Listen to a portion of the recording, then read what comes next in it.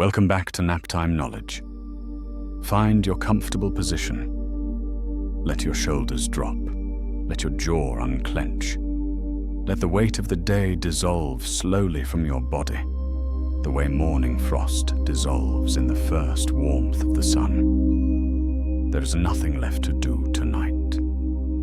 The world outside can wait. All that remains now is to breathe and to listen, and to let yourself be carried somewhere extraordinary. Tonight, we are going somewhere that no human being has ever been. We are going somewhere that no spacecraft has ever visited, somewhere that no camera has ever fully captured, somewhere so strange and so extreme that even the most brilliant scientists who have spent their entire careers studying it will freely admit that they do not fully understand it. We are going to the darkest, densest, most mysterious objects in the entire universe. We are going to black holes. Black holes are one of those rare subjects that genuinely deserve the word awesome in its original sense. Not merely impressive or interesting, but awe-inducing, humbling. The kind of thing that, when you truly sit with it and let it in, makes you feel the vast scale of the universe in a way that is simultaneously frightening and deeply peaceful. Because if the universe is this large and this strange and this full of wonders that we are only beginning to understand, then whatever troubles you tonight, whatever weight you carried into this bed with you, is held within something so immeasurably grand that it simply cannot be as heavy as it felt. So breathe, settle in. We are going to begin at the very beginning, with the stars themselves, because that is where black holes begin. And we will move slowly, gently, through 14 chapters of wonder and mystery and the quiet beauty of the deepest dark. Sleep will come when it comes. Until then, let the universe tell you its story. Chapter 1. The Stars. Where everything begins. To understand a black hole, you must first understand a star, not the distant, decorative pinpoints of light we see when we look up on a clear night, though those are the stars, those very ones. But what a star actually is in physical reality, because a star is one of the most extraordinary objects in nature, and the story of how it lives and how it dies is the story of how black holes are born. A star is, at its most fundamental, a battle between two enormous forces that are perfectly balanced for most of a star's life, holding each other in check the way two equally matched wrestlers hold each other in a frozen grip, neither able to gain the advantage. On one side of this battle is gravity, the force that pulls all matter together, that wants to compress the star into the smallest possible space, that is always, relentlessly, trying to collapse the star inward. On the other side is the outward pressure generated by nuclear fusion, the process at the star's core, where hydrogen atoms are smashed together under conditions of such extreme heat and pressure that they fuse into helium, releasing in the process an almost incomprehensible amount of energy. This energy, the light and heat of the fusion reaction, pushes outward against gravity. And for billions of years, in a star like our own Sun, these two forces are precisely balanced. Gravity pulls in, fusion pushes out. The star maintains its shape, its size, its temperature, its steady and generous output of light and warmth. Our Sun has been in this state of balanced tension for approximately 4.5 billion years, and it will remain in it for approximately another 5 billion years. From our perspective, the sun is permanent, unchanging, eternal. But on the time scale of the universe, it is a middle-aged object moving steadily toward a transformation that will be, by any measure, spectacular. Stars are born in clouds of gas and dust called nebulae, vast, beautiful, slowly swirling regions of interstellar space where hydrogen and helium drift in concentrations dense enough for gravity to begin its work. Gravity pulls the gas together. As it contracts, it heats up, the same way that the air in a bicycle pump heats up when you compress it. Eventually, if the cloud is massive enough, the temperature and pressure at its center reach the threshold required for nuclear fusion to begin. There is a flash of light. A star ignites. The size and mass of the star determine almost everything about its life: how bright it burns, how long it lives, and most importantly for our story tonight, how it dies. Small stars like our sun burn for billions of years, living long, quiet, productive lives before fading gracefully into cooling embers called white dwarfs. Larger stars many times more massive than our sun, burn hotter and faster, consuming their fuel in hundreds of millions of years rather than billions, living brilliant and brief lives before dying in the most violent explosions in the universe. And it is from these massive stars and from their spectacular deaths that black holes are born. As you lie here in the warm dark, imagine for a moment the sheer number of stars in the universe. Our own galaxy, the Milky Way, contains somewhere between 200 billion and 400 billion stars. And the observable universe, the portion of the cosmos we can detect with our instruments, contains an estimated 2 trillion galaxies. 2 trillion, each one containing hundreds of billions of stars.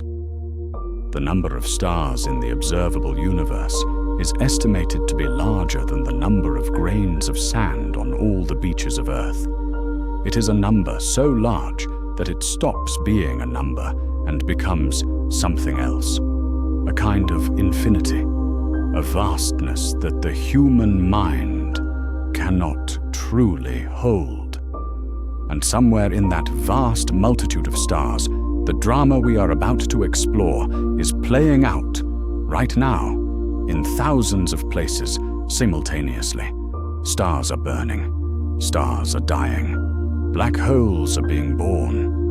The universe is alive with the most extraordinary processes, happening at scales and energies that dwarf anything we can experience on the surface of our small and precious planet. Breathe in the darkness. Let it be full rather than empty. The dark between the stars is not nothing. It is something. It is the space in which all of this wonder is happening.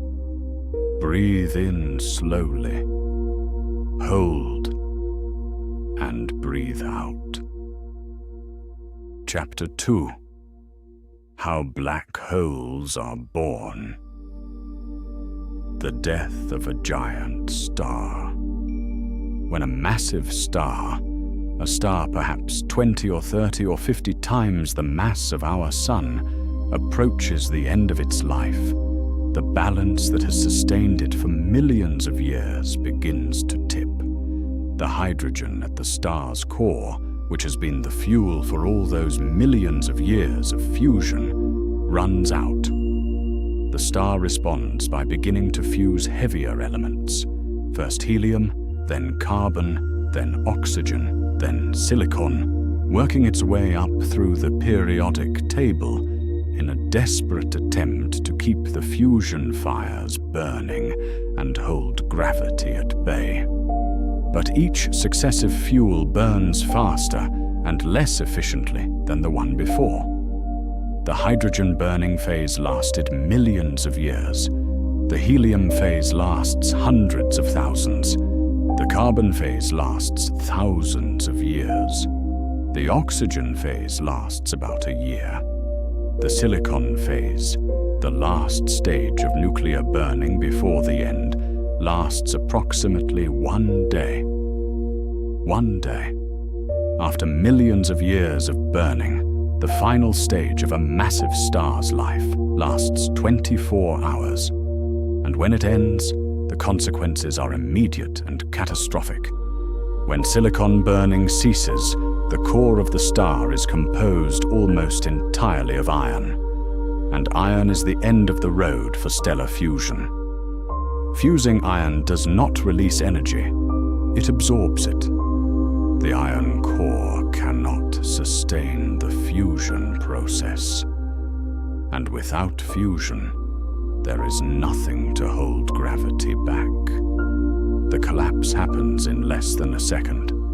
The iron core, which may contain more mass than our entire sun, compressed into a sphere the size of Earth, suddenly has nothing pushing back against the immense weight of the star above it. Gravity wins, instantly and completely. The core collapses inward at roughly a quarter of the speed of light. In a fraction of a second, a sphere roughly the size of Earth is compressed into a sphere roughly 20 kilometers across, about the size of a city. The compression is so extreme that electrons are forced into protons, combining to form neutrons.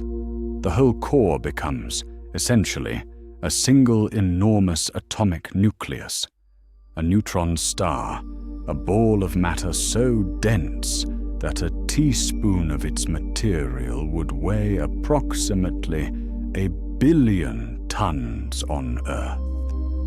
And then something remarkable happens. The infalling outer layers of the star, plunging inward at enormous velocity, hit the newly formed neutron star and bounce. The rebound sends a shockwave outward through the star at tremendous speed. The shockwave blows the outer layers of the star apart in an explosion of almost unimaginable violence. A supernova, one of the most energetic events in the entire universe. For a brief period, a supernova can outshine an entire galaxy of 200 billion stars. The light and energy released in a supernova is extraordinary, but the neutrinos, ghostly, nearly massless particles produced in enormous quantities by the collapse of the core, carry even more energy. A supernova releases more energy in the form of neutrinos in those first 10 seconds than our sun will release in its entire 10 billion year lifetime. The universe, at the moment of a supernova, briefly screams. What happens next depends on the mass of the collapsing core.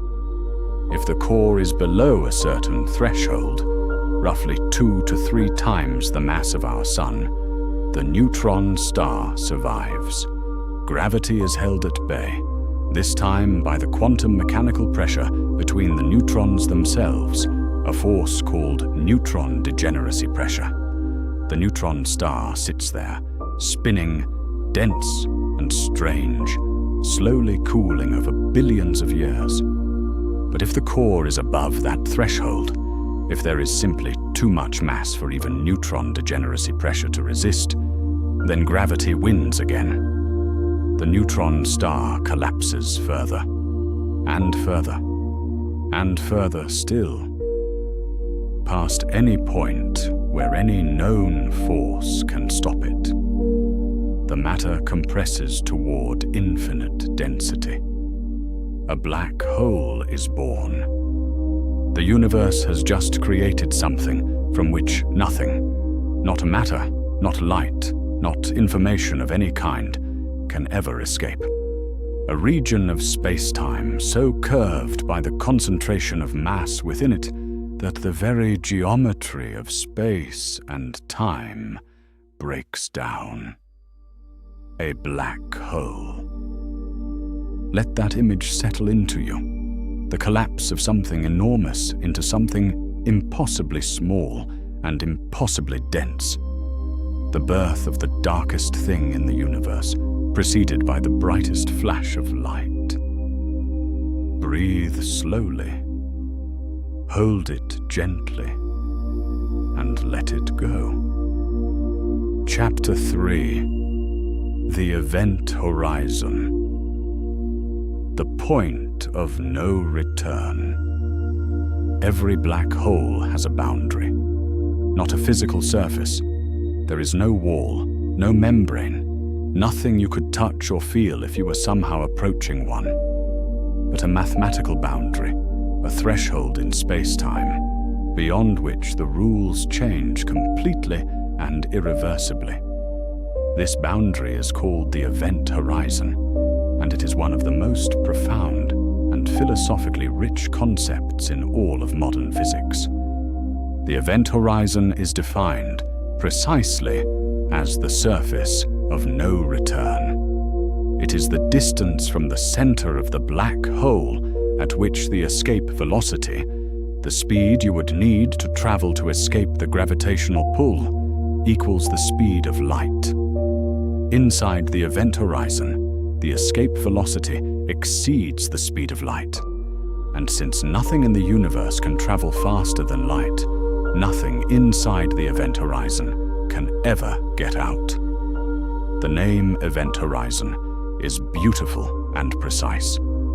It is a horizon in the same sense that the horizon on Earth is a horizon, not a physical thing, but a limit on what can be seen and known.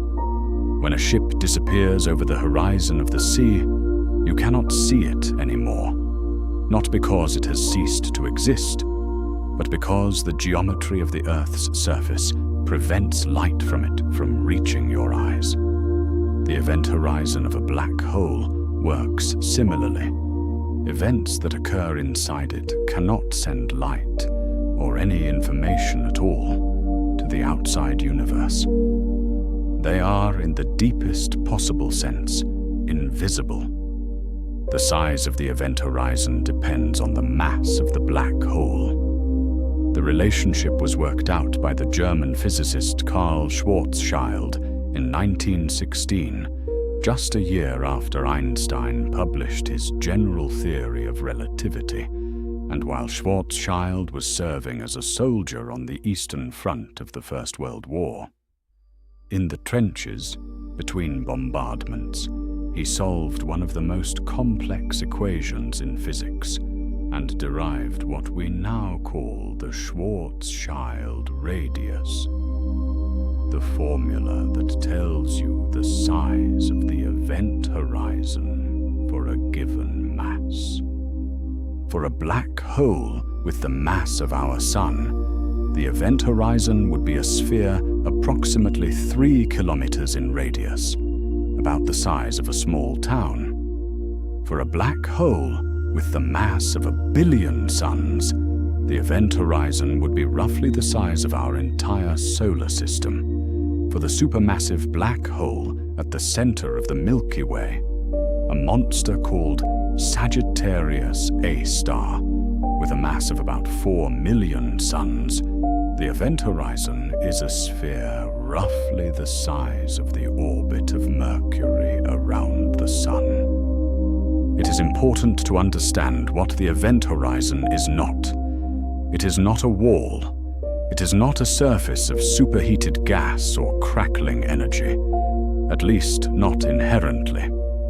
For a very large black hole, a person falling through the event horizon would not feel anything unusual at the moment of crossing. The tidal forces, the stretching effect caused by the difference in gravitational pull between your head and your feet, would be gentle enough for a sufficiently large black hole to be imperceptible. You would cross the event horizon and not know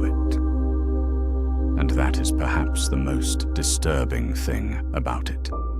You would cross the point of no return without any warning, without any sensation, without any ceremony. One moment you are in the universe, connected to everything and everyone who has ever existed, capable of sending signals, receiving information, being part of the great web of cause and effect that we call reality.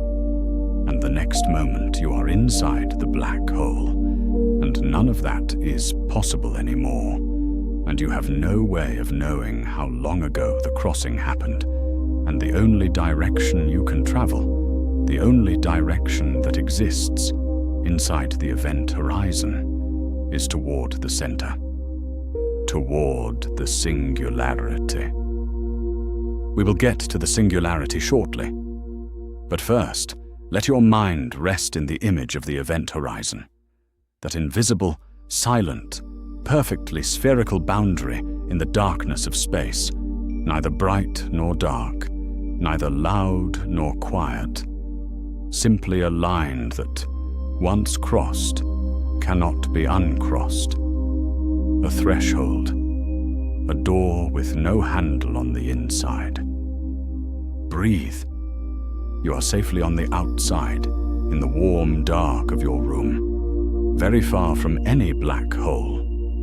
The nearest black hole to Earth is thought to be somewhere around 1,000 light-years away, so distant that even the fastest spacecraft ever built would take more than 20 million years to reach it. You are safe. The darkness around you is ordinary darkness, the comfortable darkness of a room at night, and sleep is very close. Take a deep breath in, hold, and release completely. Chapter 4. What happens inside a black hole? What happens inside a black hole is one of the great unanswered questions of modern physics. We have mathematical descriptions, equations that tell us, in principle, what space-time looks like inside the event horizon. But those equations lead to conclusions so extreme, so far outside any physical experience, that physicists are not entirely sure they can be trusted. The interior of a black hole is the place where our best theories of the universe begin to break down, and where something new, some deeper theory that we have not yet discovered, must take over.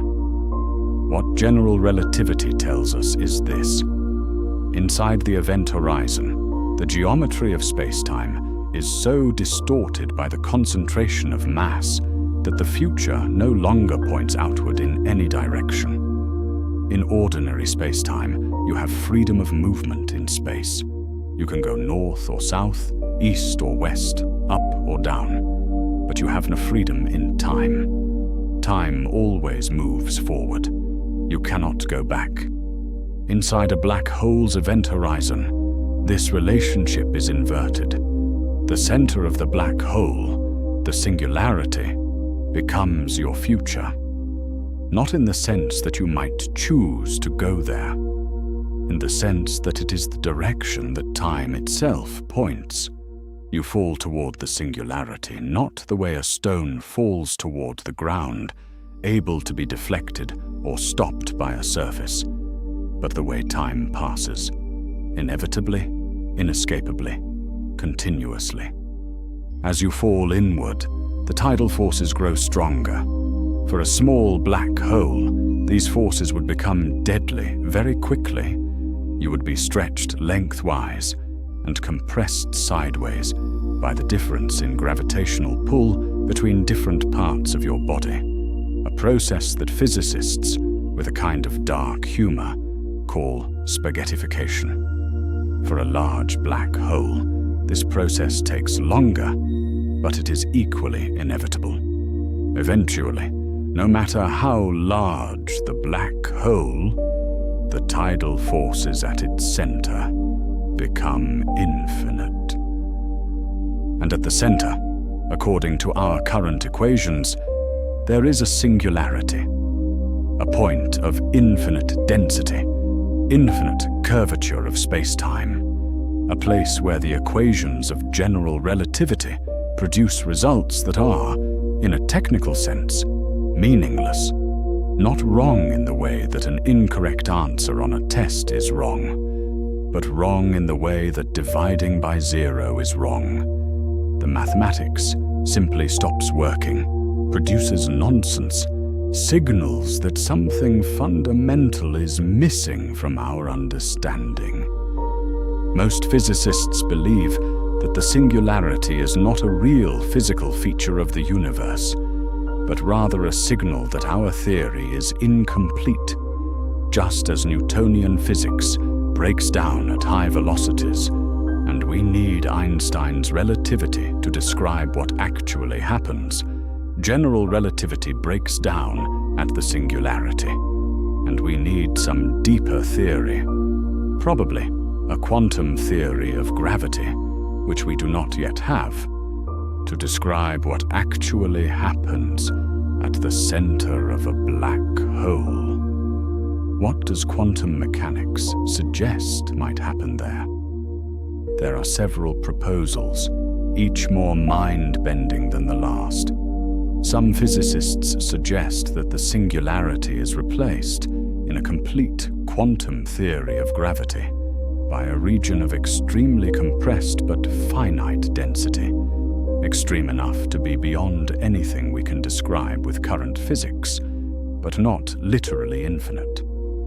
Others suggest that the singularity is a doorway, not to another location in our universe, but to an entirely separate universe, born from the collapse of the black hole, expanding in its own space-time on the other side of the singularity. In this picture, every black hole in our universe might be the seed of a new universe, and our own universe might have been born from a black hole in some parent universe that we can never observe or detect. Then there is the question of what happens to the information about the things that fall into a black hole.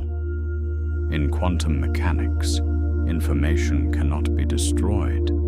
The complete description of a physical system at one moment in time contains, in principle, enough information to reconstruct the state of the system at any other moment.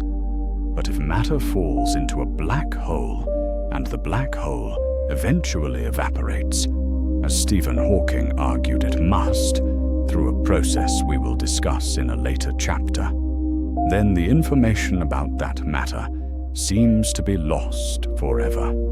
This apparent contradiction between general relativity and quantum mechanics is called the black hole information paradox, and it has occupied some of the most brilliant minds in physics for 50 years without a fully satisfying resolution. The inside of a black hole is, in this sense, not merely a physical place. It is a question, a challenge to human understanding, a place where our knowledge runs up against its own limits, and we are forced to admit that we do not know what is there, that the universe is deeper and stranger than our current best theories can reach. There is something strangely comforting about this. We live in an age of extraordinary scientific knowledge, and sometimes it can feel as if the universe has been fully mapped, fully explained, reduced to a set of equations and constants that leave no room for mystery. Black holes remind us that this is not true. The universe is still full of territory that no human mind has mapped. There are still questions for which we have no answers. There is still wonder to be had by anyone patient enough and humble enough to stand at the edge of what is known and look out into the dark. Let your eyes close, if they haven't already. Let the unknown be peaceful rather than frightening. The inside of a black hole is dark and strange and utterly beyond our experience. And yet, it is part of the same universe that contains your warm room and your comfortable bed and the quiet sound of your own breathing. It is all connected. Every atom in your body was forged in the heart of a star, and every star will one day end, and the universe will go on, vast and patient and full of questions. Breathe in deeply, hold it for a moment, and slowly exhale. Chapter 5. Black Holes and Time. The strangest relationship in physics. Of all the strange properties of black holes, perhaps none is more mind-bending than their relationship with time. Because black holes do not merely warp space, they warp time itself. And the consequences of this are so strange, so counterintuitive, so utterly unlike anything in everyday experience, that even physicists who have spent decades working with these equations sometimes have to stop and simply marvel. The warping of time by gravity is not unique to black holes. It is a general feature of Einstein's theory of general relativity, and it has been measured and confirmed in many contexts. Clocks at higher altitudes, where gravity is slightly weaker, run slightly faster than clocks at sea level. The GPS satellites that guide your navigation system must correct for this effect. Because they orbit at high altitude, where gravity is weaker, their clocks run faster than clocks on the ground, and if this difference were not corrected for, GPS would accumulate errors of kilometers per day. The correction that keeps your GPS accurate is a direct application of Einstein's theory of general relativity, confirmed every time your phone tells you correctly where you are. Near a black hole, this effect becomes extreme. Time runs slower in stronger gravitational fields, and the gravitational field near a black hole, particularly near the event horizon, is extraordinarily strong. A clock hovering just outside a black hole's event horizon would run extraordinarily slowly compared to a clock far away.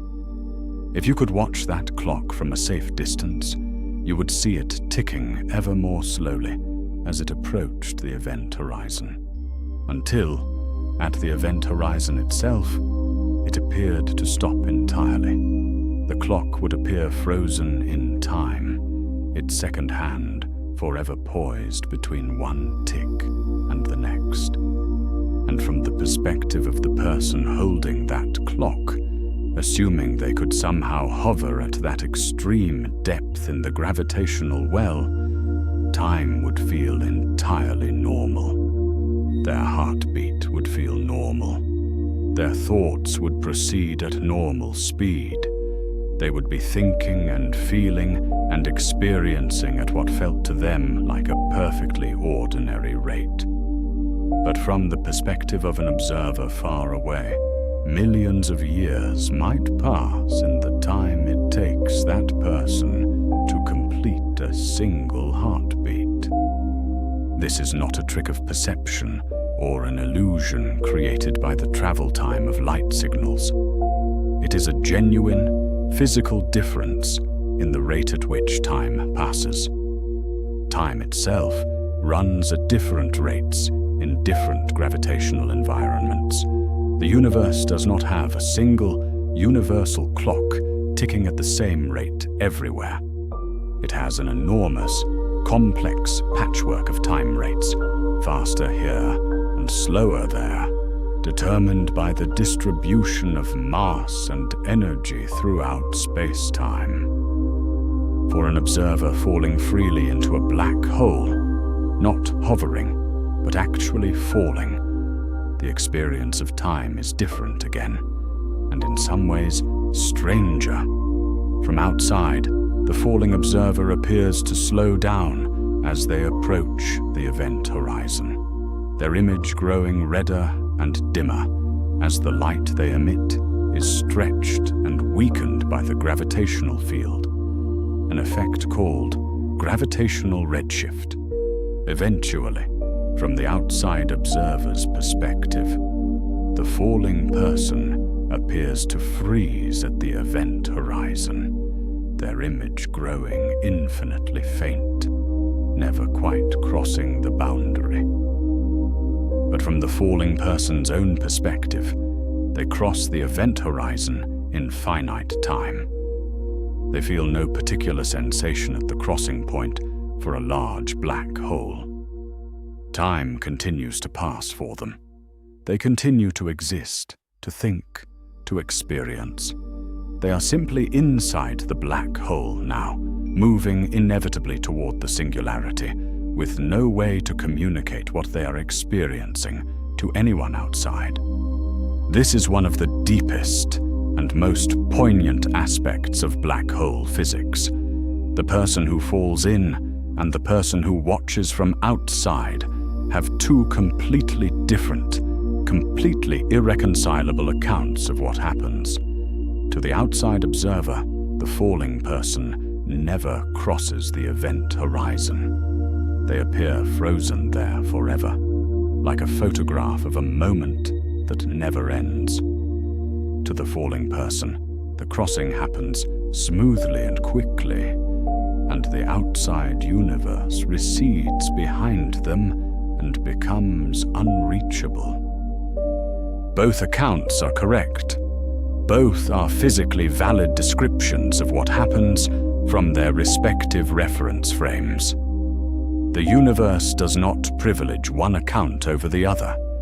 It allows both to be simultaneously true in different regions of spacetime. This is deeply strange, and it is also, in its way, deeply liberating, a reminder that reality is richer than any single perspective on it. The truth can contain apparent contradictions without ceasing to be truth. Time in the universe of black holes is not the steady, metronomic progression we experience in daily life.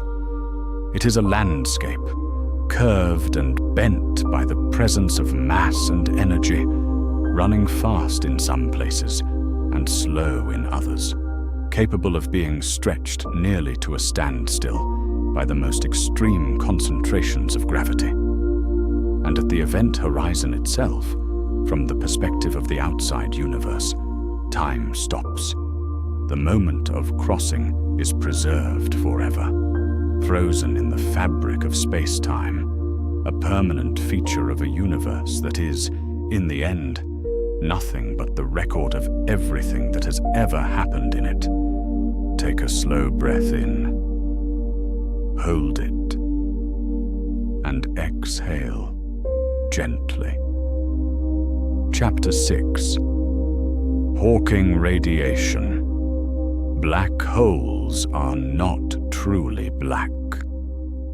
For most of the 20th century, black holes were understood to be perfectly black. Not merely dark, not merely very dim, but absolutely, completely, permanently black. Nothing came out. Nothing ever could come out.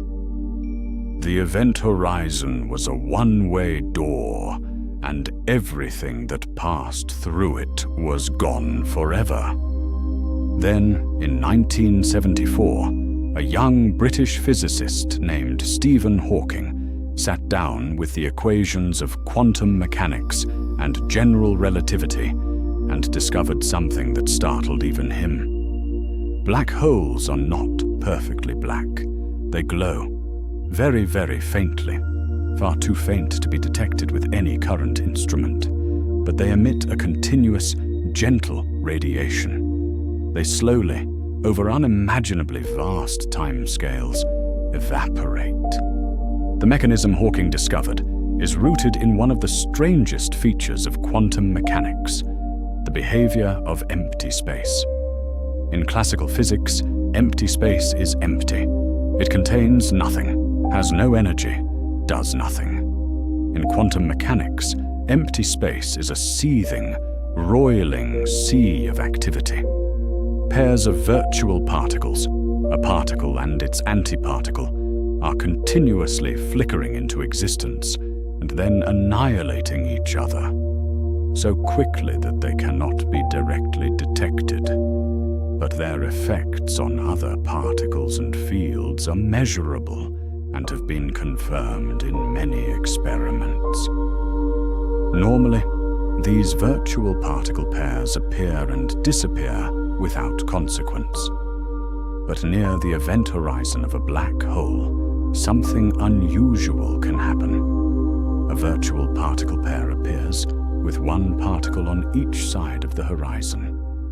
Before they can annihilate each other, the event horizon separates them. The particle on the inside falls into the black hole. The particle on the outside is suddenly real. It has no partner to annihilate with, and it escapes into space as real radiation. The energy for this process comes from the black hole itself.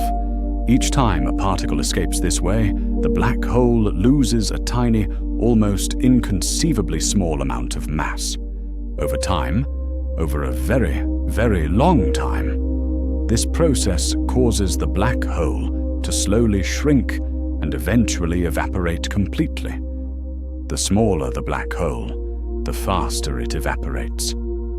Very large black holes would take longer than the current age of the universe to lose even a tiny fraction of their mass. But given enough time, and the universe has time in quantities we can barely imagine, even the most massive black holes will eventually evaporate into a final burst of radiation and disappear. Hawking radiation, as it is now called, is one of the most important theoretical discoveries in modern physics. It is important not primarily because of its practical consequences. The radiation is far too faint to be detected or used in any way we can currently imagine, but because of what it tells us about the relationship between quantum mechanics and general relativity. These two great theories of modern physics, the theory of the very large and the theory of the very small, are, in certain important ways, incompatible with each other. Hawking radiation is one of the places where they intersect, and the result is a phenomenon that neither theory alone would predict. Stephen Hawking himself was a remarkable figure.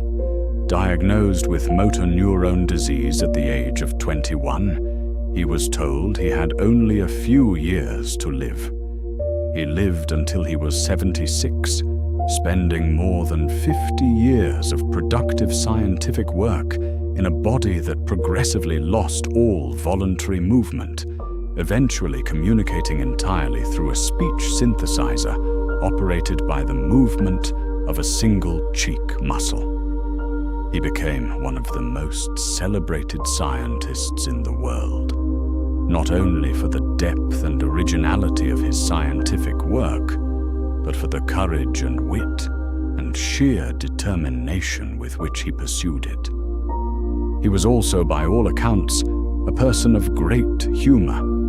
He had a tattoo of the Bekenstein-Hawking entropy formula, one of his own most celebrated discoveries, on his arm. He lost a bet, famously, when a black hole was detected that contradicted one of his predictions, and paid it off with a subscription to a particular magazine. He traveled in zero gravity on a parabolic flight, floating free of his wheelchair for the first time in decades, and described the experience with a joy that was evident in every word. The formula Hawking derived for the temperature of black hole radiation is beautiful in the way that the best physics often is, not merely useful, but elegant, connecting quantities from quantum mechanics and general relativity and thermodynamics in a single expression. It tells you that the temperature of a black hole is inversely proportional to its mass. Smaller black holes are hotter, larger ones are colder. A black hole with the mass of our Sun would have a temperature of about 60 nanokelvins, so close to absolute zero as to be essentially indistinguishable from it. The cosmic microwave background radiation, the faint afterglow of the Big Bang that fills all of space, is actually warmer than most black holes. Rest in the thought of that impossible cold for a moment. The coldest things in the universe are also, in some sense, the most intense.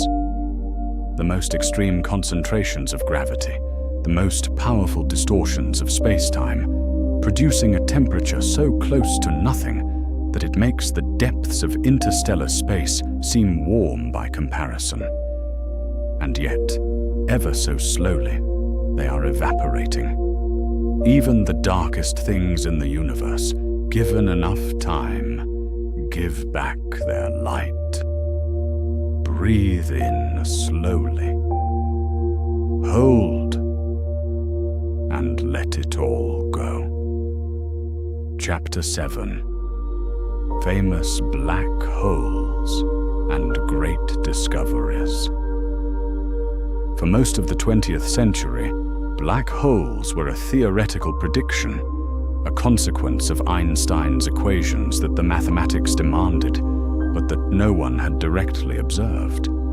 The universe might contain them, physicists argued, but proving it was another matter entirely.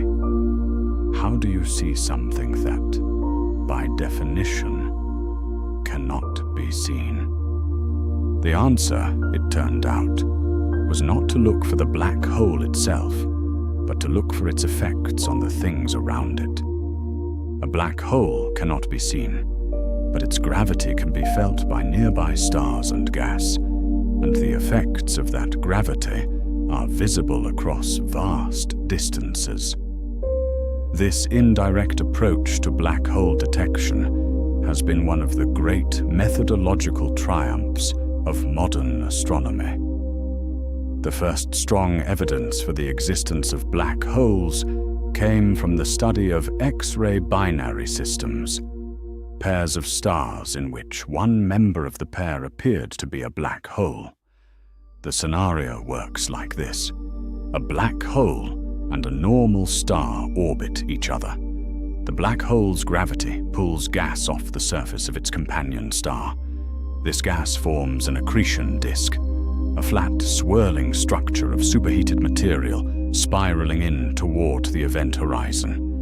And as the gas accelerates inward, it reaches temperatures of millions of degrees, emitting intense X-ray radiation. This X-ray emission can be detected across enormous distances, pointing the way to the black hole hiding at its center. Cygnus X1, discovered in 1964 and identified as a likely black hole candidate in the early 1970s, was the first black hole to be widely accepted by the scientific community. It is located about 6,000 light-years from Earth and contains a black hole with a mass of roughly 21 times that of our Sun. In 1974, Stephen Hawking and the physicist Kip Thorne made a famous bet about whether Cygnus X1 was really a black hole. Hawking bet that it was not because he believed this, but as what he called an insurance policy. If black holes did not exist and Cygnus X1 was something else, he would win a subscription to a magazine. If black holes did exist and Cygnus X1 was one, then at least he had contributed to a discovery of fundamental importance. In 1990, Hawking conceded the bet. At the center of our own galaxy, the Milky Way, there lurks a supermassive black hole called Sagittarius A star, the star designation indicating that it is a compact, point-like source of radio waves at the center of the constellation Sagittarius. Its existence was inferred from the orbits of stars near the galactic center. These stars move in tight, high-velocity orbits around an invisible point, and the only object with enough mass to produce those orbits in such a small space is a black hole.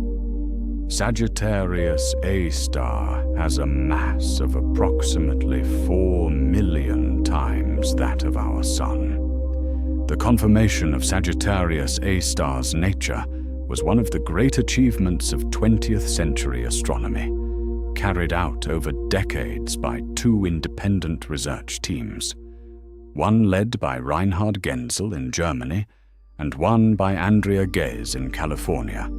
Both teams spent years tracking the movements of individual stars near the galactic center, using infrared telescopes that could peer through the dense clouds of gas and dust that obscure the center of the galaxy. The orbits they measured were so precise and so clearly consistent with a massive compact object that by the early 2000s there was essentially no doubt a supermassive black hole sits at the heart of our galaxy. In 2020, Reinhard Genzel and Andrea Ghez shared the Nobel Prize in Physics for this discovery, Ghez becoming only the fourth woman in history to receive the Nobel Prize in Physics. Their work represents decades of patient observation, careful analysis, and the quiet, persistent accumulation of evidence that is the real work of science. Less dramatic than a single eureka moment, more profound for its steadiness. Then came April 10th, 2019, a date that will be remembered as long as humans study the universe. On that day, the Event Horizon Telescope collaboration released the first direct image of a black hole. The image showed the black hole at the center of the galaxy Messier 87, a massive elliptical galaxy about 55 million light-years from Earth, containing a black hole with a mass of 6.5 billion times that of our Sun. In the image, a bright ring of superheated gas surrounds a dark central shadow, the silhouette of the event horizon against the glowing accretion disk behind it. The image was immediately iconic. It was blurry by the standards of most astronomical photographs. The resolution was limited by the physics of the wavelengths used, but its meaning was unmistakable and profound. This was not a mathematical abstraction. This was not an inference drawn from the orbits of distant stars. This was a photograph, a direct image of the shadow of an event horizon, the dark heart of a black hole 6.5 billion times more massive than our Sun. Its light bent and distorted by gravity into a perfect luminous ring. The lead scientist on the image processing team was a young researcher named Katie Bowman, who had developed many of the algorithms used to reconstruct the image from the data collected by the telescope array. Her photograph of herself in the moment the image appeared on her computer screen, hands over her mouth, eyes wide with wonder and disbelief, became one of the most widely shared images of 2019. That expression on her face, pure, unguarded, genuine awe, was the expression of everyone who has ever worked on a hard problem for a long time and then, unexpectedly, seen it resolve into something beautiful. Sleep is drawing closer now. Let the image of that bright ring form in the darkness behind your eyes. a circle of golden fire in the black, marking the edge of the unknowable, the boundary of what we can see. Beyond it, the darkness. Around it, the light. Between them, the event horizon, holding the universe in its most fundamental mystery. Take a long breath in, hold, and release slowly. Chapter 8. The universe's biggest black holes. The titans of the cosmos. Stellar black holes, the kind born from dying stars, are impressive objects. A black hole 10 or 20 times the mass of the Sun, with an event horizon a few tens of kilometers across, is already an object that strains the imagination. But stellar black holes are, in the grand cosmic hierarchy, relatively modest. At the centers of galaxies, including our own, there are black holes of a completely different order of magnitude. The supermassive black holes, objects so enormous that the word massive becomes almost meaninglessly inadequate. Sagittarius A star, the supermassive black hole at the center of the Milky Way, has a mass of 4 million suns. Its event horizon is roughly the size of Mercury's orbit around the Sun. It is, by the standards of our galaxy, average. There are black holes known, genuinely known, observed and measured, that make Sagittarius A star look modest. The black hole at the center of Messier 87, the one whose photograph was released in 2019, has a mass of 6.5 billion times that of our Sun. 6.5 billion. Its event horizon is enormous enough that our entire solar system, the Sun, all 8 planets, Pluto, the Kuiper Belt, would fit comfortably inside it with room to spare. A person standing at the event horizon of this black hole and looking in every direction would see only black. The event horizon would extend beyond the range of normal vision in every direction, a sky of darkness. And even this is not the largest known. The black hole designated TON 618, located about 10.5 billion light-years from Earth, has a mass of approximately 66 billion times that of our Sun. Its event horizon is so large that it would extend nearly 2,000 astronomical units from its center, roughly the distance from the Sun to somewhere deep in the outer solar system, in the region of the Oort cloud. It is one of the most massive single objects known to exist in the observable universe. How do supermassive black holes get so large? This is actually one of the outstanding questions in astrophysics. The straightforward answer?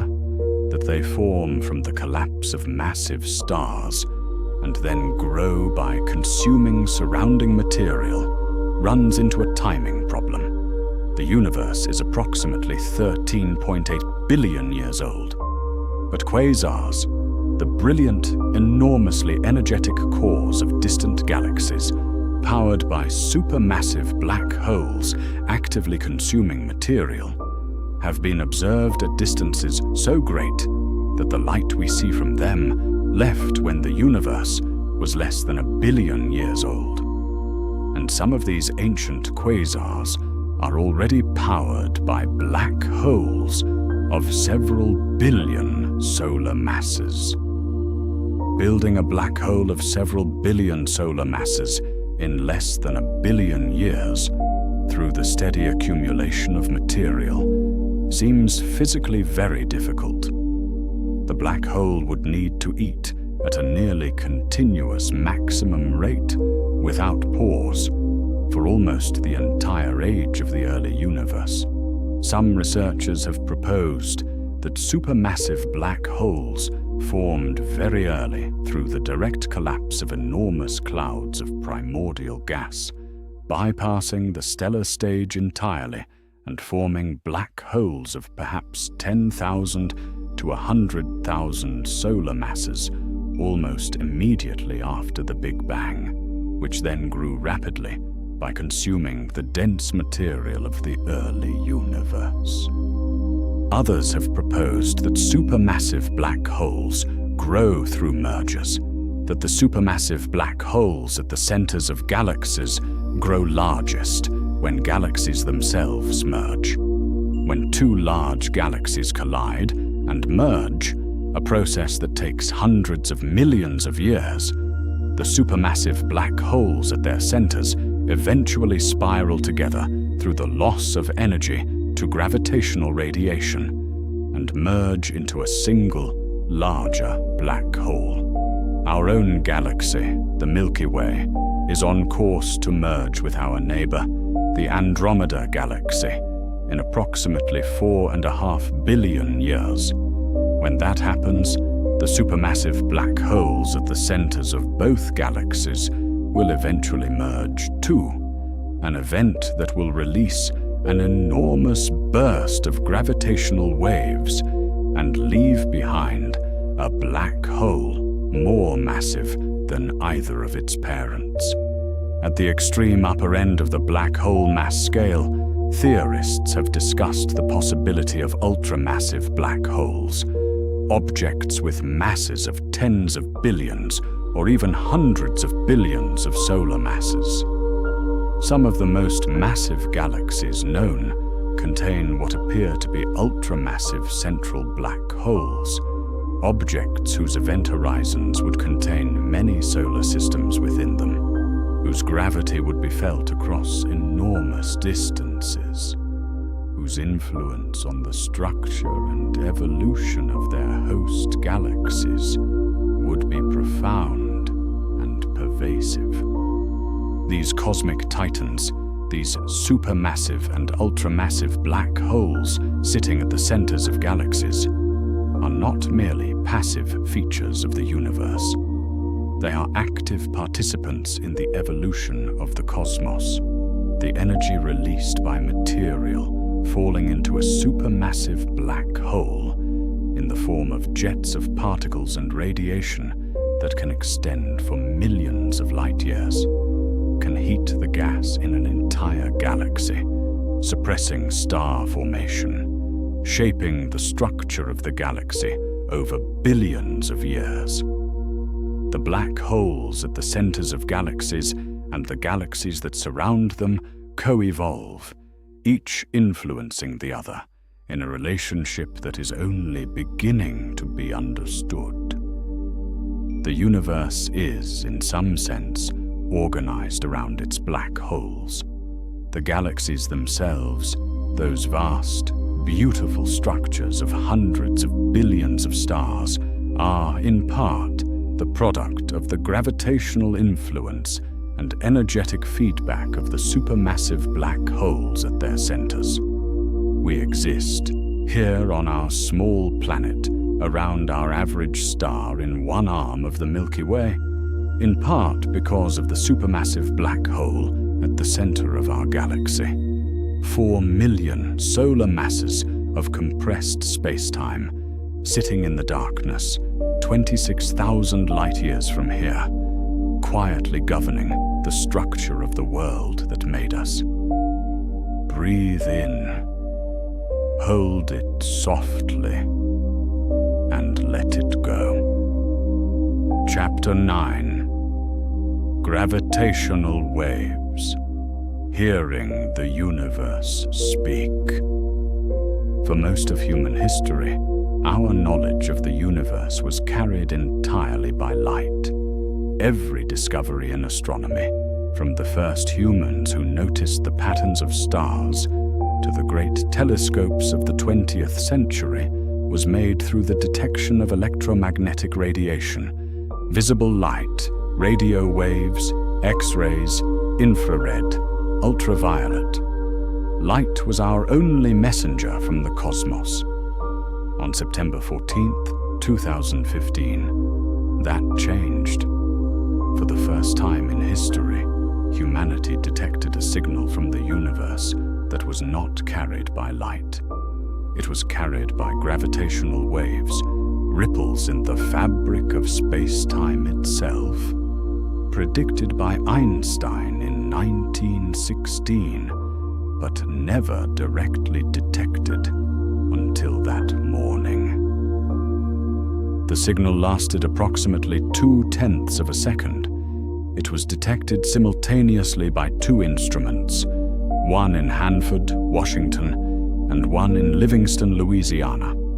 The two detectors of the LIGO Observatory, the Laser Interferometer Gravitational Wave Observatory. Each detector consists of two tunnels, each 4 kilometers long, arranged in an L shape. A laser beam is split and sent down each tunnel, reflected off a mirror at the end, and recombined.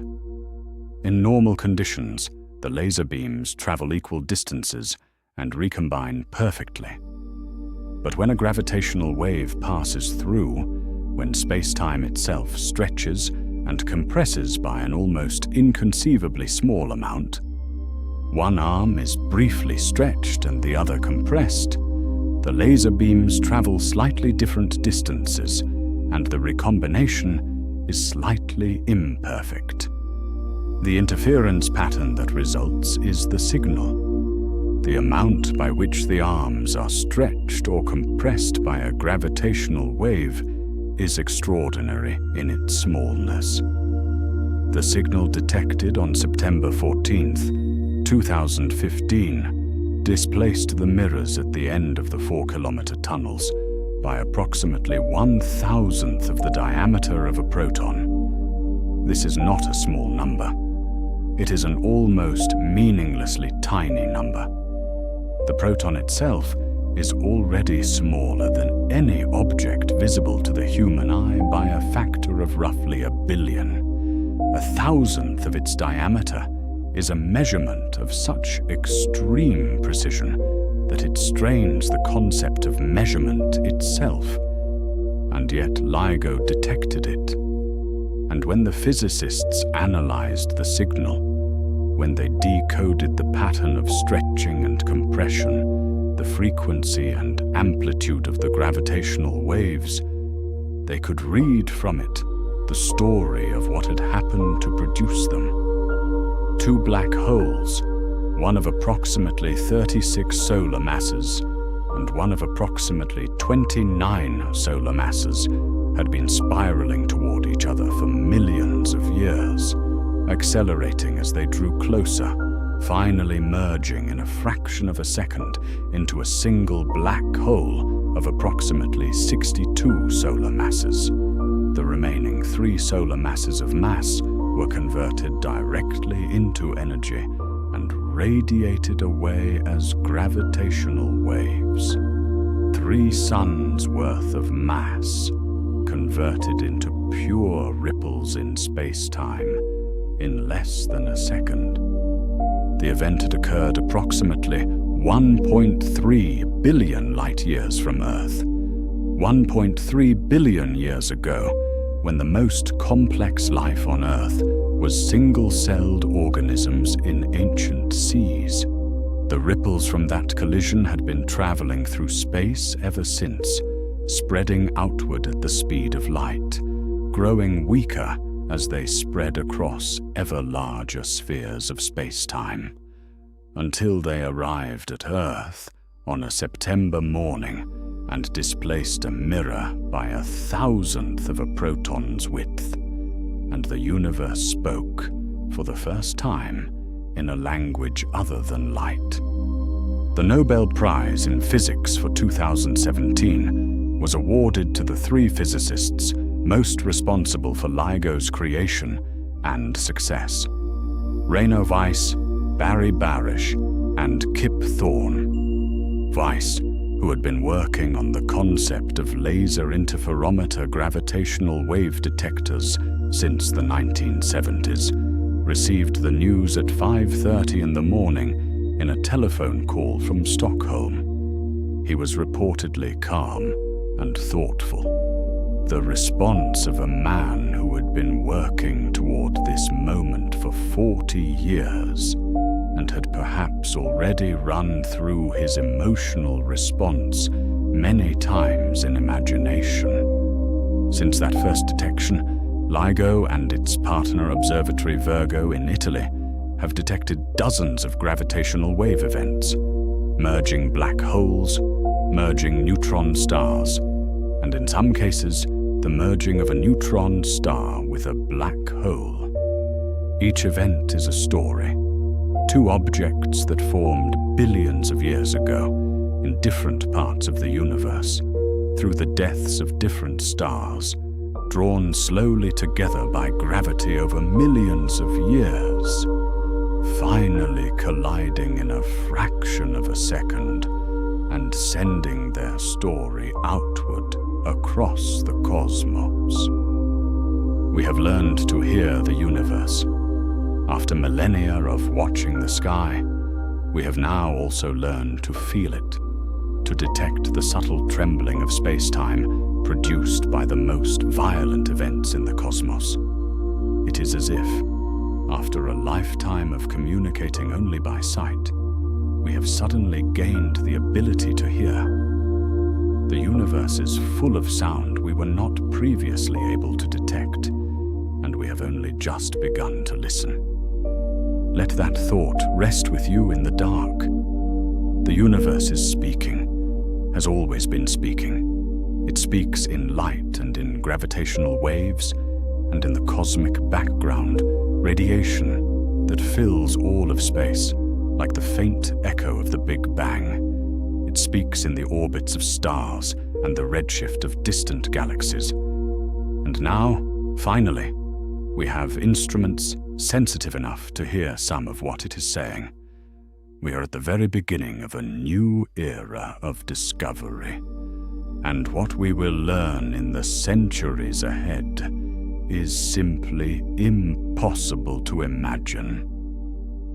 Take a deep breath in, hold, and breathe out slowly. Chapter 10. Black holes in ancient mythology and culture. The dark at the heart of the world. The concept of a black hole, a darkness so complete that nothing can escape it, a place where the rules of the ordinary world break down, a void at the center of things, did not originate with Einstein or Hawking or the astrophysicists of the 20th century. It is, in its deepest form, one of the oldest images in human thought. Long before there were telescopes or equations or scientific instruments of any kind, human beings looked at the sky and sensed the darkness between the stars, and told stories about what that darkness meant. Almost every ancient culture has a mythology of the void, a primordial darkness that preceded creation, or a dark underworld that swallowed the dead, or a cosmic abyss at the edge of the known world. These stories are not, of course, descriptions of astrophysical black holes, but they reflect something deep in human intuition, the sense that darkness is not merely the absence of light, but a presence in its own right, a force, an entity, something that has power over the things that enter it. In ancient Egyptian cosmology, which we explored on a previous Naptime knowledge script, the universe began with none, the primordial waters, a formless, lightless void of infinite extent. Before creation, there was only this dark, undifferentiated potential. Light, the first light of Ra, rising from the primordial hill, was what initiated the process of creation, the bringing of order from chaos, of form from formlessness. The darkness was not evil in this cosmology, it was simply prior. It was what existed before existence. The Egyptian underworld, the Duat, through which Ra traveled every night in his solar bark, was a place of intense darkness, full of dangers and monsters, through which the light of the sun had to pass and struggle in order to be reborn each morning. The greatest of the Duat's dangers was Apep, the serpent of chaos, a creature of pure darkness and dissolution who sought to swallow the sun and plunge the world into permanent night. In Apep, ancient Egyptian religious imagination had created something remarkably analogous to a black hole, an entity of absolute darkness that consumes light and from which light cannot escape. In Hindu cosmology, the universe undergoes vast cycles of creation and destruction on timescales that are, remarkably, of the same order of magnitude as the timescales modern cosmology assigns to the universe. At the end of each cosmic cycle, the god Shiva performs the Tandava, the cosmic dance of destruction, and the entire universe is dissolved back into the primordial darkness. The universe is consumed. Creation ends. And then, from that absolute darkness and dissolution, creation begins again. This cycle of creation, preservation, and destruction, Brahma, Vishnu, Shiva, expressed in cosmic time a vision of the universe that is, in its broad strokes, not entirely unlike the modern scientific picture of a universe that began, will end, and perhaps begins again. In Norse mythology, at the center of the cosmos was Yggdrasil, the world tree, an enormous ash tree whose roots extended into three realms: Asgard, the realm of the gods, Midgard, the realm of humanity, and Niflheim, the realm of ice and primordial darkness. At the base of Yggdrasil, in the realm of Niflheim, lay Vergelmer, the roaring cauldron, the source of all rivers, the beginning and the end of all water. And in the darkness beside Yggdrasil's roots lurked Nidhugga, the corpse gnawer, a great dragon who gnawed endlessly at the roots of the world tree, slowly, inexorably weakening the foundation of reality itself. The image of Nidhugga gnawing at the roots of Yggdrasil is one of the most evocative in Norse mythology, and it describes something that resonates with the modern picture of black holes at the centers of galaxies. A dark, consuming presence at the heart of things, an appetite without end, a gradual erosion of the structures that make ordered existence possible. The Norse didn't know about supermassive black holes, but they seem to have intuited something true about the relationship between darkness and structure, between the consuming void and the world it inhabits. In Mesoamerican cultures, the Maya, the Aztec, and their predecessors, the dark rift in the Milky Way was of profound cosmological significance. The Milky Way, as seen from the northern hemisphere on a dark night, appears as a broad band of light across the sky, dense with the light of billions of stars. But along part of its length, there is a dark channel, a rift created not by an absence of stars, but by intervening clouds of dust that absorb their light. The Maya called this dark rift the Black Road, or the road to Xibalba. Xibalba being their underworld, the realm of the dead. Near the center of the Milky Way, the dark rift passes through a region near the constellation Sagittarius, the very region in which, we now know, the supermassive black hole Sagittarius A star resides. The Maya, thousands of years ago, identified the dark center of their galaxy, the place toward which the stars orbit, the gravitational heart of the Milky Way, as the entrance to the underworld. They did not know about black holes, They did not know about gravity or spacetime or the physics of extreme density, but they were looking at the right place in the sky, and they were right to sense that something extraordinary was there. This convergence of ancient mythology and modern science is one of the most moving aspects of the study of black holes.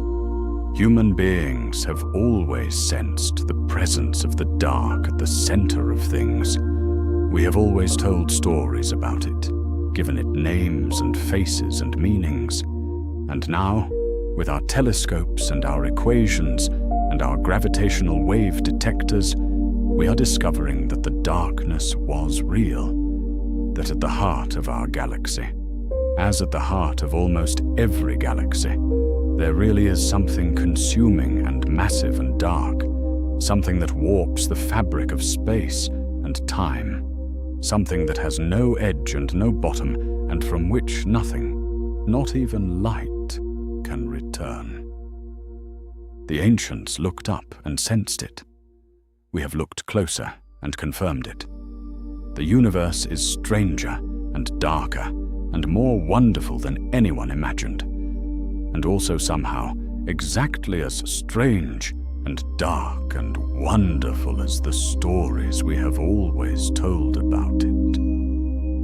Breathe in slowly, hold, and release. Chapter 11: Neutron Stars, the black hole that almost was. Before we close our exploration of black holes, it is worth spending a little time with their close cousins, objects that came extraordinarily close to becoming black holes, that share many of their most exotic properties, and that offer us a window into the physics of extreme density that we can study in ways that the black hole itself, locked behind its event horizon, does not permit. These objects are neutron stars, and they are among the strangest things in the known universe. A neutron star is what remains after a massive star dies in a supernova explosion when the collapsing core does not quite cross the threshold into black hole territory. The core collapses until it is held up, barely, by the quantum mechanical pressure between the neutrons that fill it, a force so fundamental that it has no classical analog, a purely quantum effect that refuses, at just the right moment, to be overcome by gravity. The result is an object roughly 20 kilometers in diameter, about the size of a large city, containing more mass than the Sun. A teaspoon of neutron star material would weigh approximately 1 billion tons on Earth. The density at the core of a neutron star is greater than the density of an atomic nucleus. The atoms that made up the original star have been completely dissolved. The electrons and protons have been forced together into neutrons, and those neutrons are packed together so tightly that the entire star is, in a sense, a single enormous atomic nucleus. Neutron stars are born spinning, and they spin fast, very fast. When the core of a star collapses from something the size of Earth to something the size of a city, it conserves its angular momentum, the same principle that causes a figure skater to spin faster when they pull their arms in. A star that was rotating slowly suddenly finds itself, after collapse, rotating at extraordinary speed. The fastest spinning neutron stars known, called millisecond pulsars, rotate more than 700 times per second. The surface of such a star is moving at a significant fraction of the speed of light. Many neutron stars are pulsars, objects that emit beams of electromagnetic radiation from their magnetic poles, which sweep around as the star rotates like the beam of a cosmic lighthouse. If Earth happens to lie in the path of these beams, we detect a pulse of radiation every time the beam sweeps past us, as regular and precise as the ticking of the most accurate clock on Earth. The first pulsar was discovered in 1967 by the British radio astronomer Jocelyn Bell Burnell, who was at the time a graduate student. The signal was so regular, so precise, so utterly unlike anything previously known, that the discovery team briefly considered the possibility that it might be a signal from an extraterrestrial civilization and nicknamed the source LGM-1 for Little Green Men. It was not Little Green Men. It was a neutron star spinning 30 times per second, its beam sweeping past Earth with the patient precision of physics. The surface of a neutron star is a bizarre landscape. The magnetic field is roughly 1 trillion times stronger than Earth's. The gravitational field is so intense that light itself is bent as it travels across the star's surface, allowing you, in principle, to see part of the back of the star from the front. The crust of the star is composed of crystalline iron nuclei arranged in a lattice, with neutrons flowing between them in a superfluid state. Deeper in, the neutrons themselves may be superfluid. At the very core, at densities even higher than those of atomic nuclei, the physics is genuinely uncertain. Some theorists propose that the neutrons dissolve into their constituent quarks, creating a phase of matter that has never been directly observed.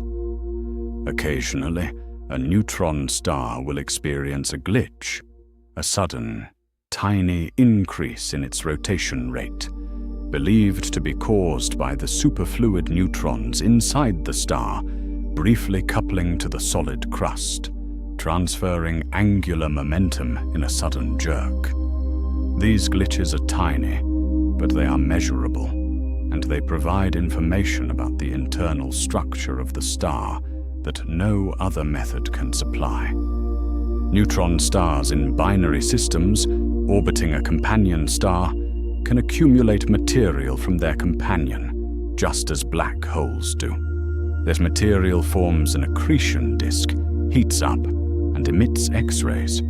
But neutron stars have a surface, unlike black holes, and material falling onto that surface releases its energy in a burst. Some neutron stars in binary systems undergo thermonuclear explosions on their surfaces when enough hydrogen has accumulated. Brief, intense flashes of X-rays that can briefly outshine a galaxy. Two neutron stars can orbit each other, and when they do, they lose energy to gravitational radiation and slowly spiral inward. When they finally merge, they produce one of the most violent and information-rich events in the universe, a kilonova. The merger was first detected in gravitational waves in 2017, the event known as GW170817, and simultaneously in light across the electromagnetic spectrum, from gamma rays to radio waves. The analysis of this event confirmed that neutron star mergers are the primary source of the heavy elements in the universe: gold, platinum, uranium, and dozens of other elements. The gold in your jewelry, the platinum in your wedding ring if you have one, the uranium in nuclear reactors, all of it was forged in the collision of neutron stars, scattered across the galaxy by the explosion, eventually finding its way into the cloud that formed our solar system. You are, in a very literal sense, made of stardust. The iron in your blood was forged in a supernova. The calcium in your bones was made in a massive star. The oxygen you breathe was made in stellar fusion, and the gold and platinum and heavier elements in the world around you were made in the merger of neutron stars, in events as violent as anything the universe produces, collisions so energetic that they briefly create conditions similar to those at the center of a black hole, before the resulting object either settles into a neutron star or collapses into one. Breathe deeply. The air you breathe was made in ancient stars. The ground beneath you was forged in stellar explosions. The universe made you over billions of years and through the most violent processes imaginable, and then arranged for you to be here, lying quietly in the dark, thinking about it. This is, by any measure, remarkable. Take a slow breath in, hold it for a moment, and breathe out. Chapter 12. The Fabric of Space-Time. What black holes reveal about reality.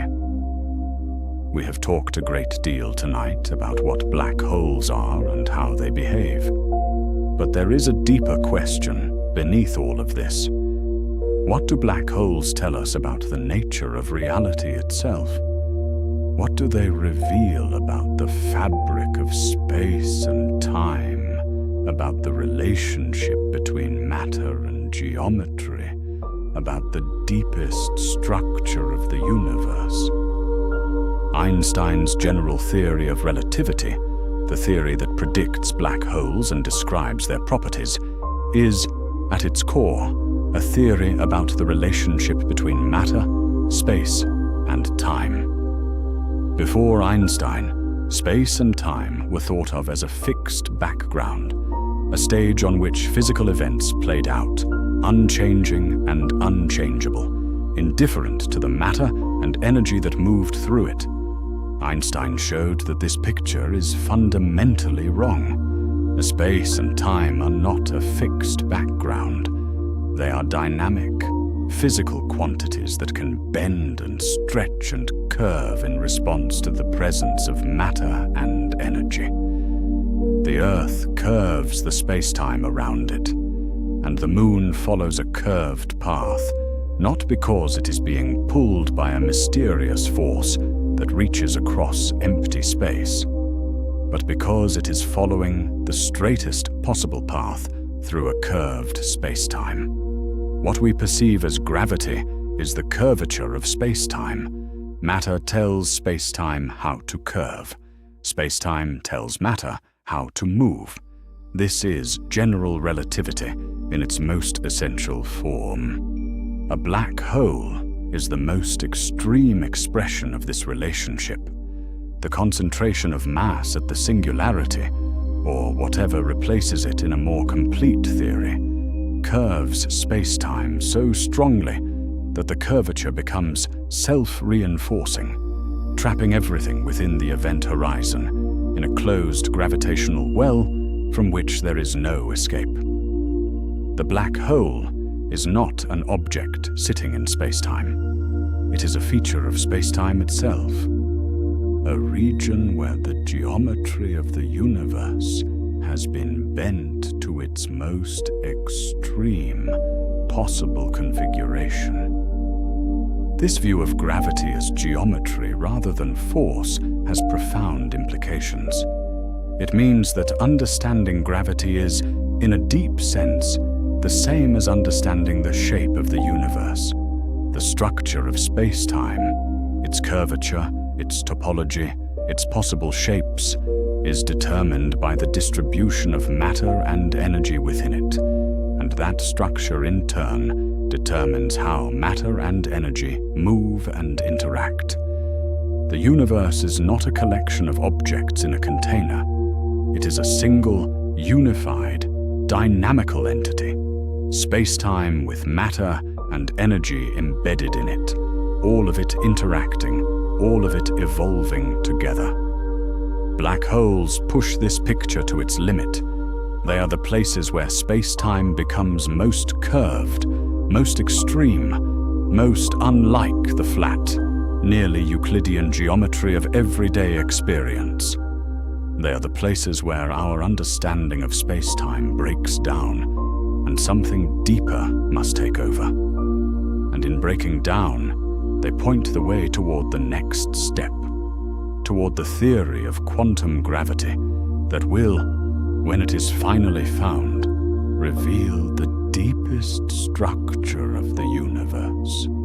Some of the most intriguing recent ideas in theoretical physics suggest that space-time itself, the very fabric of reality, may be emergent rather than fundamental. That is, space-time may not be the most basic level of description of the universe, but may arise from something deeper, from the entanglement structure of quantum information, perhaps, or from some other, more fundamental substrate that we have not yet identified. In this picture, black holes and their event horizons and their information paradoxes are clues to this deeper level of reality, hints about what space-time is made of at a level below the one described by either general relativity or quantum mechanics. The holographic principle, one of the most striking ideas in modern theoretical physics, suggests that all the information in a three-dimensional region of space can be encoded on its two-dimensional boundary. The idea emerged in part from the study of black holes and their entropy, the remarkable discovery by Jacob Bekenstein and Stephen Hawking that the entropy of a black hole is proportional to its surface area, not its volume. This is deeply strange. Normally, the information content of a system is proportional to its volume. For a black hole, it is proportional to its surface. The interior of the black hole, in some sense, is a hologram, a three-dimensional space whose complete description is encoded in its two-dimensional event horizon.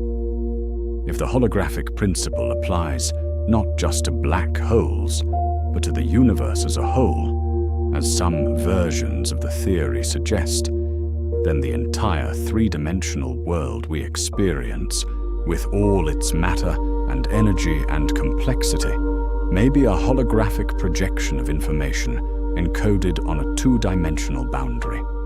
We may be living, in some deep mathematical sense, in a hologram, not an illusion. The three-dimensional world is entirely real and physical, but it may have a deeper description, a more fundamental level that is two-dimensional. The universe, as revealed by the study of black holes, is more strange, more interconnected, more deeply mathematical, and more mysterious than any picture we had of it before. Every new discovery in black hole physics opens a window onto a deeper level of reality, revealing that what we thought was the floor is actually a trapdoor, and below it is another floor, and below that is another. We are in the early chapters of the story of human understanding of the universe. The story is long, and it is beautiful, and it is full of darkness and light in equal measure. And it will continue long after any of us are here to read it, with the patient and irresistible curiosity that has always been the best of what we are. Breathe in, hold gently, and breathe out slowly. Chapter 13. The Future of Black Hole. Research, what we are still learning. We are living in a golden age of black hole science. In the past decade alone, the first direct image of a black hole was captured, gravitational waves from colliding black holes were detected for the first time, the Nobel Prize in Physics was awarded for black hole research twice in 3 years, and our theoretical understanding of the interiors of black holes has advanced significantly. And yet, by the reckoning of most physicists, we are still at the very beginning of what there is to know. The Event Horizon Telescope, which produced the first image of the black hole in Messier 87, is being continuously improved. New radio telescopes are being added to the global array.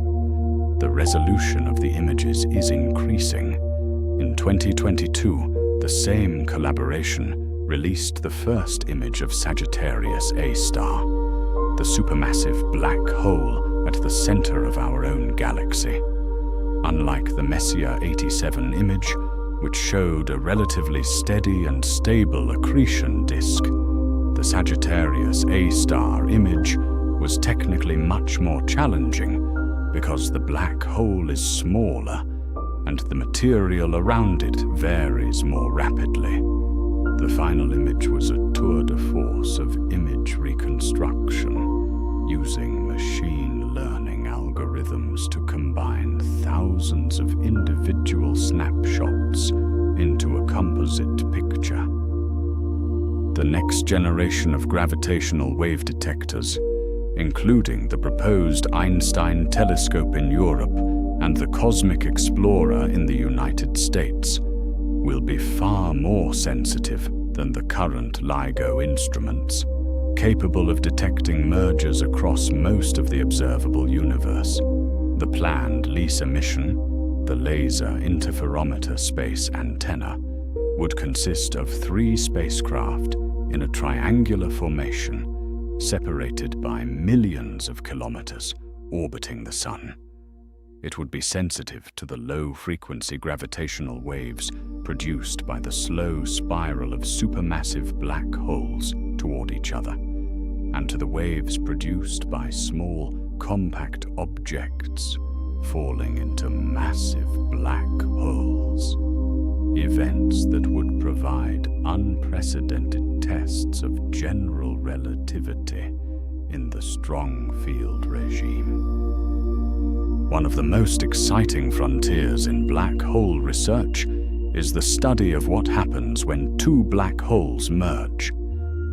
In the brief moment of merger, the fraction of a second when 2 black holes become one, the system radiates an enormous amount of energy as gravitational waves and settles into a final state described by what physicists call a ring down. The newly formed black hole oscillating and ringing like a struck bell, its oscillations encoding information about its mass and spin in the pattern of the gravitational waves it emits. By analyzing the ring-down signal in detail, physicists can test general relativity with extraordinary precision, looking for any deviation from Einstein's predictions that might hint at a deeper theory of gravity. The black hole information paradox, the question of whether information that falls into a black hole is lost forever or somehow preserved, remains one of the deepest unsolved problems in theoretical physics. Recent theoretical work, drawing on ideas from string theory, quantum information theory, and the mathematics of holography, has begun to suggest that information is not lost, that it is somehow encoded in the Hawking radiation that the black hole emits. But the detailed mechanism by which this encoding works remains unclear, and the debate continues at the frontier of research. The proposed theory of quantum gravity, the long-sought unification of general relativity and quantum mechanics, remains the holy grail of theoretical physics. Several candidate theories exist: string theory, loop quantum gravity, causal dynamical triangulations, and others. All of them make predictions about what happens inside black holes at the singularity, where general relativity breaks down. Testing these predictions observationally is extraordinarily difficult. The energies required are far beyond what any conceivable particle accelerator could achieve. But gravitational wave astronomy, black hole imaging, and the study of the early universe may all provide indirect tests that help distinguish between the competing theories.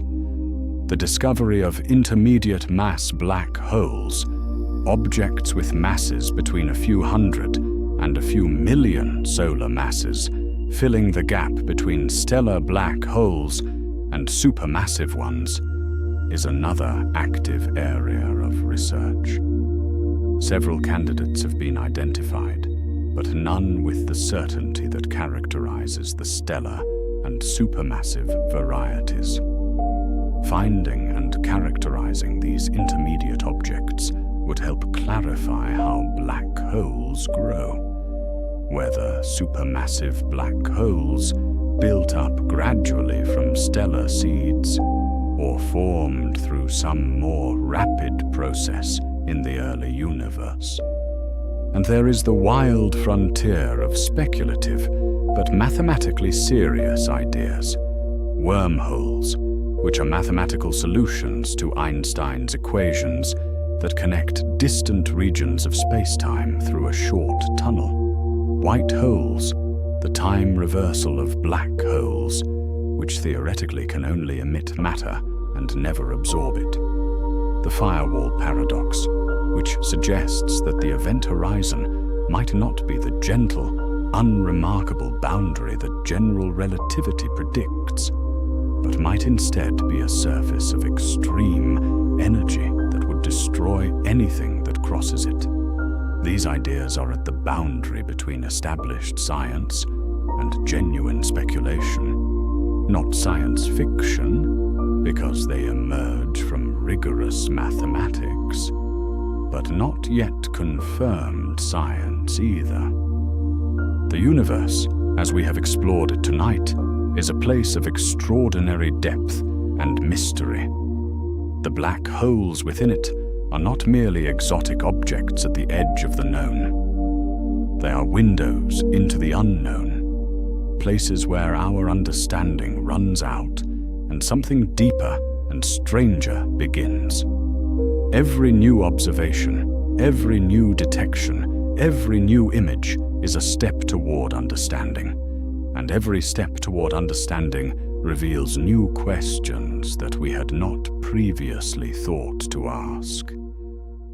This is what science is, not the accumulation of confirmed facts in an ever-growing edifice of certainty, but the perpetual expansion of the frontier of wonder, the discovery that the universe is always stranger, deeper, richer than we imagined, that every answer is the beginning of a new question, that the journey does not end.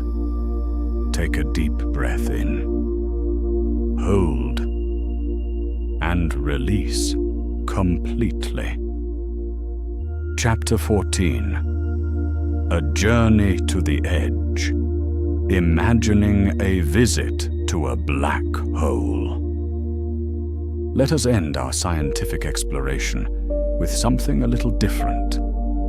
Let us take an imaginary journey, not bound by the limits of current technology, but constrained only by the laws of physics as we understand them.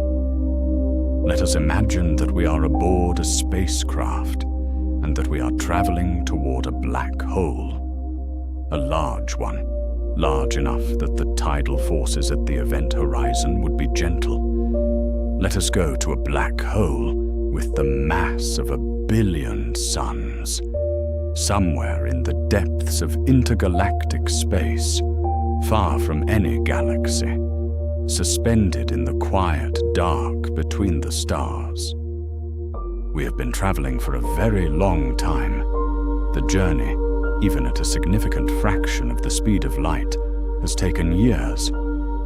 Outside the viewports of our spacecraft, the stars of the Milky Way have slowly shifted from their familiar patterns as we have moved far from home. They are still visible, a soft, irregular band of light in the darkness behind us, but they feel distant now, belonging to another part of the universe, a part we have left behind. Ahead of us, there is something strange. The stars in front of us, stars that are actually behind the black hole we are approaching, are not invisible. Their light has been bent around the black hole by its gravity, lensed into bright rings and arcs that ring the dark central shadow of the event horizon. The effect is called gravitational lensing, and near a black hole as massive as the one we are approaching, it is extraordinary. Stars that should be hidden are visible, their images distorted and multiplied, smeared into rings by the geometry of bent spacetime. The sky ahead of us looks like a cathedral of light, its architecture determined not by any human design, but by the curvature of the universe itself. As we draw closer, the central shadow grows. It is perfectly circular, perfectly dark, not the darkness of a moonless night, but an absolute, complete absence of light. Stars crowd around it, their images distorted more and more extremely the closer they appear to the shadow's edge, some of them smeared into complete circles of light called Einstein rings, surrounding the dark center like halos. Our instruments are recording everything. The gravitational redshift of light from nearby stars, the subtle frame dragging effect as the rotating spacetime near the black hole drags our spacecraft slightly sideways, the temperature of the faint radiation emanating from the event horizon itself, a temperature so close to absolute zero that it registers only in the most sensitive thermometers, a whisper of quantum warmth from the coldest and most extreme object in the universe. We come to a halt, if halt is the right word for hovering at a fixed distance from an event horizon in a gravitational field this intense, which requires our engines to work continuously, pushing back against the gravity that wants to pull us in. We are now close enough that we can see, through our most powerful instruments, the shapes of individual gas clouds in the accretion disk that surrounds the black hole.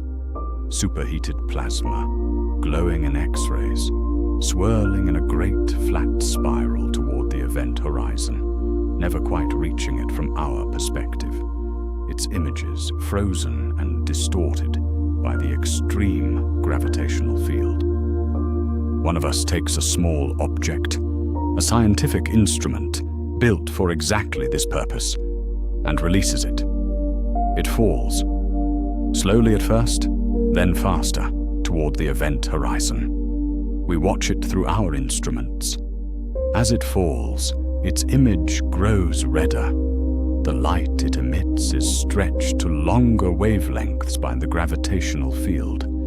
It slows from our perspective as it approaches the event horizon. Time dilation, the deepening of gravity's grip on the passage of time.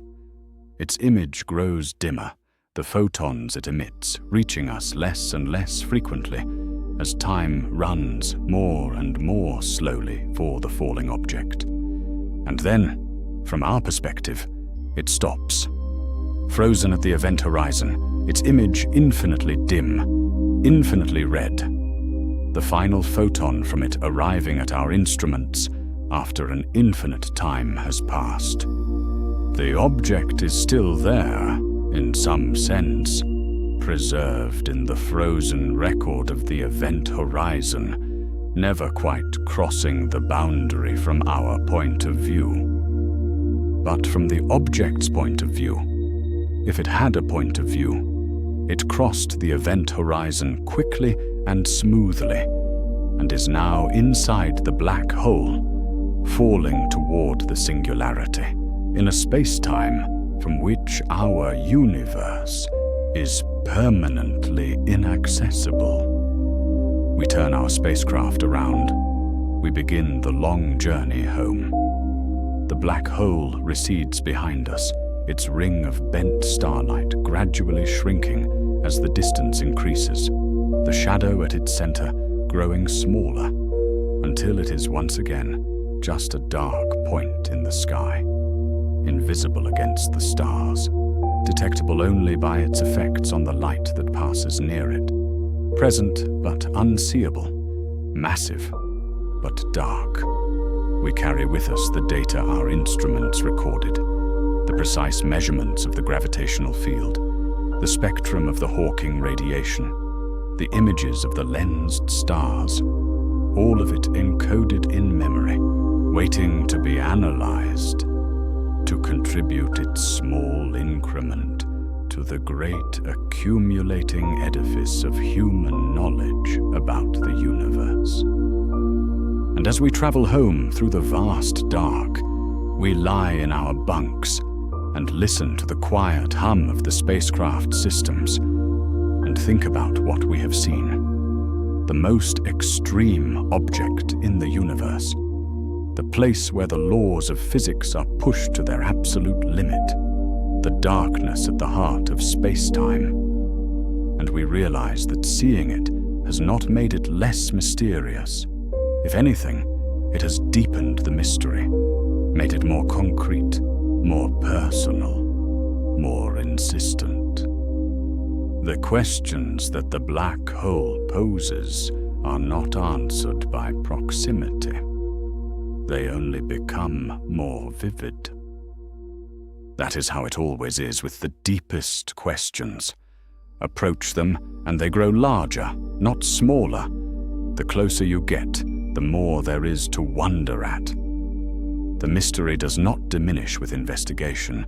It deepens and ramifies and opens into further mysteries in an infinite regress of wonder that is the true nature of the universe's invitation to understanding. We are on our way home. The Milky Way is growing larger ahead of us, its spiral arms slowly resolving from a distant smear of light into individual stars and star clusters and nebulae.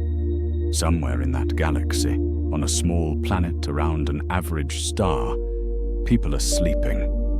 And somewhere in the quiet dark of those sleeping minds, the universe is being dreamed, strange and vast and full of questions, patient and dark and endlessly, breathtakingly alive. Breathe in slowly, hold, and exhale. Chapter 15. Closing the dark and the light. And so we come, gently, to the end of our journey through the world of black holes. We have traveled a long way tonight. We have watched stars burn and die, and explode and collapse. We have stood at the edge of event horizons and looked into the darkness beyond. We have felt time slow and stretch and bend under the influence of extreme gravity. We have heard the universe speak in gravitational waves, and we have looked at the first photograph ever taken of a black hole's shadow. We have met the scientists who devoted their lives to these questions, Hawking in his wheelchair, composing equations with the movement of a single cheek muscle, Gez and Genzel tracking stars near the galactic center for decades with patient methodical care, Buman staring at her computer screen as the first image of a black hole resolved from raw data into something visible and real, all of them animated by the same impulse, the deep human need to understand, to look into the darkness and make out what is there. We have also heard the ancient voices, the Egyptians who imagined the darkness before creation, the Norse who told stories of the dragon gnawing at the roots of the world tree, the Maya who called the dark rift at the center of the Milky Way the road to the underworld. They were looking at the same sky we look at. They were sensing the same darkness at the center of things. They could not have known that they were right in some deep sense about the nature of what was there. But they were right. The universe is dark. It is mostly dark, in fact. The matter and energy we can see and detect, all the stars and galaxies and gas clouds and black holes, constitutes only about 5% of what exists. The rest is dark matter, which we can detect only through its gravitational effects, and dark energy, which we can infer from the accelerating expansion of the universe, but cannot directly observe at all. The universe is, by overwhelming measure, invisible, unknown, dark. And yet here we are, in the darkness, looking up. Here we are, building instruments of extraordinary sensitivity to detect the faintest whispers of a universe that has, for billions of years, been keeping its secrets. Here we are, staying up past our bedtimes to think about the nature of time and space and the fate of matter at the singularity of a black hole, because we cannot help it, because the wonder of it is irresistible, because we are the kind of creatures who cannot look at the night sky without needing to know what is there. That impulse, that restless, beautiful, entirely human need to understand, is itself one of the most remarkable things in the known universe. We are, as far as we know, the only creatures who know that black holes exist. We are the only creatures who have worked out, through the patient application of mathematics and observation and imagination, what happens at the center of a collapsing star, what time looks like near an event horizon, how gravitational waves travel through the fabric of space-time. We are the only part of the universe that knows the universe. And we know it only imperfectly. We know only a fraction of what there is to know. The interior of a black hole remains a mystery. The nature of the singularity remains unknown. The information paradox remains unresolved. The theory of quantum gravity remains undiscovered. There is more darkness ahead than light, and that is exactly as it should be, because the darkness is where the next discoveries are, and the next after that, and the next in an unending procession of wonder that will carry human knowledge forward as long as we are here to do the carrying.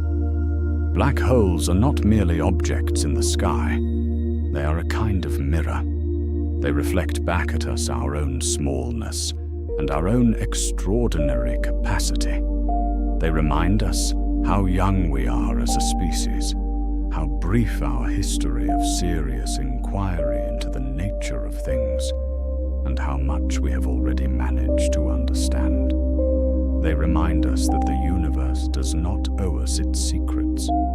Every piece of knowledge we have about the cosmos has been won by effort, by the patient work of generations of people who chose to spend their lives asking hard questions. And in that effort, in that patient and humble pursuit of understanding, there is a beauty that is, I think, its own kind of answer to the darkness. We do not know what is at the center of a black hole, but we know what it is to wonder. We know what it is to look into the darkest thing in the universe and ask, what is there?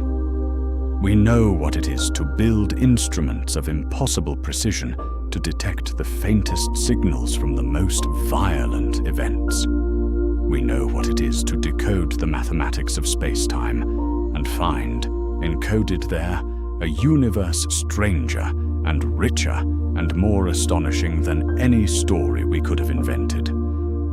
That knowing, that capacity for wonder and inquiry and patient effort in the service of understanding is the brightest thing in the universe. Brighter than any star, brighter than any quasar. A small flame in a very large, dark, burning steadily, illuminating as much as it can, and accepting with grace the immensity of what remains unlit. This has been Naptime Knowledge. Thank you for spending this night at the edge of the known universe, looking out into the dark. Let your body be completely at rest now. Let your mind release the questions it has been holding. They will be there in the morning, patient and waiting, unchanged by the night. Let sleep come fully, deeply, warmly. The event horizon is 26,000 light-years away. The stars are burning in their billions. The gravitational waves from merging black holes are crossing space at the speed of light, moving through the fabric of space-time, moving through you too, imperceptibly, always. The universe is going about its business in the dark, vast and patient and utterly untroubled. And you are here, small and warm, breathing, alive, wondering. Good night. And if you find yourself awake in the small hours and the dark feels heavy rather than restful, remember this: the same gravity that forms black holes also holds the Earth in its orbit around the Sun, keeping us at exactly the right distance for liquid water to exist on our surface, for life to arise and persist and look up at the sky with wonder. The force that creates the most terrifying objects in the universe is the same force that keeps you gently pressed to the surface of a living world. Gravity is not only destruction, it is also the force that gathers dust into stars, stars into galaxies, galaxies into the great web of the cosmic structure. It is the force of gathering, of bringing together, of making something from the scattered and the diffuse. The universe has been gathering and scattering for nearly 14 billion years. Hydrogen clouds gathering into stars, stars burning and scattering their elements back into space in supernova. New clouds gathering from those scattered elements, forming new stars, new planets, new oceans and atmospheres. Life arising in those oceans, gathering complexity over billions of years, eventually producing creatures who look up at the night sky and wonder where it all came from and where it is all going. We are one of those gatherings. We are the universe's way of knowing itself for a little while in this particular corner of space, at this particular moment in time. And what we have gathered tonight, these thoughts about black holes and gravity and the nature of space-time, will settle into sleep with us, will be processed and stored, and perhaps in some small way will change how we see the sky the next time we look up. The stars are still there.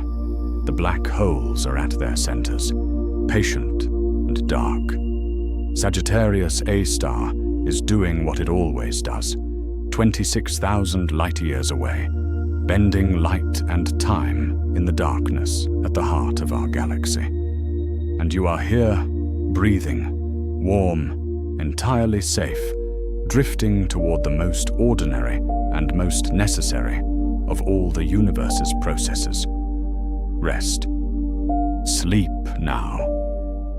The universe will still be there in the morning, full of its questions and its wonders, patient as gravity, waiting for you to look up again. And when you do look up, on some clear night when the stars are bright and the air is still, look toward the constellation Sagittarius. Low on the southern horizon in summer, a gathering of stars shaped loosely like a teapot. The center of our galaxy lies in that direction. 26,000 light-years away, behind all those stars, behind vast clouds of gas and dust that block the visible light, but not the radio waves or the infrared, Sagittarius A star sits in the dark, 4 million times the mass of our sun, bending space-time around itself in its ancient and patient way. You cannot see it with your eyes. You cannot feel its gravity from here. At this distance, its influence on the solar system is negligible, a whisper lost in the noise of all the other gravitational influences that shape our path through the galaxy. But it is there. It has always been there, for as long as the Milky Way has existed, long before the Earth formed from the cloud of gas and dust that surrounded our young sun, long before the first single-celled organisms arose in the ancient oceans, long before the first human looked up at the night sky and wondered, Sagittarius A star was there, doing exactly what it is doing right now. There is something stabilizing about this thought. The black hole at the center of our galaxy is billions of years old and will be there for billions of years to come. The questions it poses to human understanding have occupied brilliant minds for a century and will occupy brilliant minds for centuries more. The universe is deep and patient and full of mysteries that will outlast any particular generation's ability to solve them. And you are here, small and warm, in your bed at the end of a day, breathing the air made by ancient stars, resting the bones made of stardust, letting the mind that evolved over millions of years on a small planet around an average star finally, gratefully, release its grip on the day's questions and surrender to sleep. This is enough. This is more than enough. To be alive and curious, and here, in this extraordinary universe, on this improbable planet, at this brief and remarkable moment in the long history of everything, is an extraordinary privilege. Rest now, and let the universe go on without you for a few hours. It knows what it is doing. It has been at it for a very long time. Take a long, slow breath in.